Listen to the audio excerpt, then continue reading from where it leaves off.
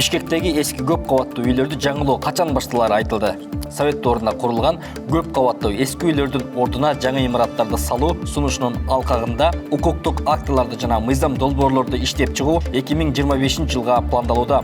Бул тууралуу архитектура, курулуш жана турак-жай коммуналдык чарба мамлекеттик агенттигинин директору Нурдан Орунтаев маалымат жыйында билдирди.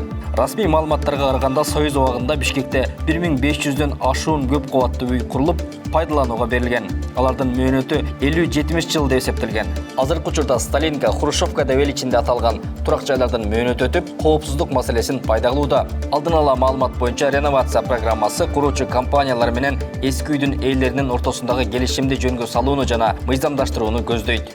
Мен ойлойм, ушул кийинки жылдары ушул атайын нормативдик актыларын иштеп чыгып, мыйзамдарын иштеп чыгып, биз элге чыгарышыбыз керекпиз. Ошол эле учурда мынакей жарабай калган үйлөрдүн баарын элибизге жаңылап беришибиз керекпиз. Мунун баары өзүнүн мындайча айтканда жол жобосу болот. Албетте, бул жөн эле бирөөнүн жерин барып же бирөөнүн үйүн барып тартып алган жерибиз жок. Андай дагы болтурбайбыз. Себеби ар бир нерсенин өзүнүн мыйзамдуу жолу болуш керек. Мисал катары айтып берейин, ушул эле бир курулуш компаниябыз эскилиги жеткен Сталин убагында салынган Сталинка деген бир 10 квартирасы бар, 10 батиреи бар үйдү сатып алды. Аны сатып алып атканда 9-ын сатып алып, бирөөсү сатпай койду. Ошол үй до сих пор турат.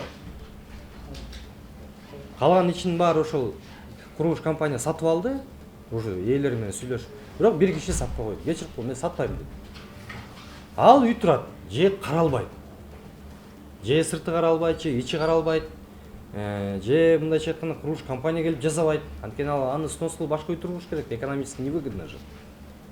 Анан бул мыйзам боюнча мындайча айтканда бул мажбурлап эмес, ошол коллективдик решение менен мындайча айтканда чечилүүчү маселе деп ойлойм да.